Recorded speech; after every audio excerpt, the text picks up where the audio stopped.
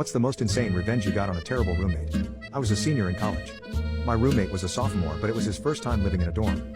He'd been a pretty lousy roommate, constantly left the room a mess, left his stuff on my side of the room and on my bed, stole my alcohol, used my shit without permission, never cleaned up my dishes after he used them, and a bunch of other stuff.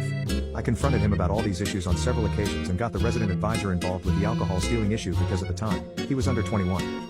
Things still continued anyway. He asked me once if it was okay if his girl spent the night, which I said no.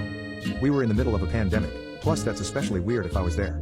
I also had to wake up every day at 8 o'clock for work, which he knew would stay up until 2 a.m. playing video games. Not to mention, he would set like 10 alarms in the morning with a bunch of different alarm tones. I hit a breaking point and decided to do something cruel. Every morning when I woke up, I'd observe his alarm pattern and how he'd respond. He had several alarms that he'd ignore, all with the same sound. He had a couple half-hour alarms that had a unique sound, and then the final alarm had its own sound too. All of them were default iPhone sounds. So his brain had been trained to this alarm pattern for a while, I'd assumed.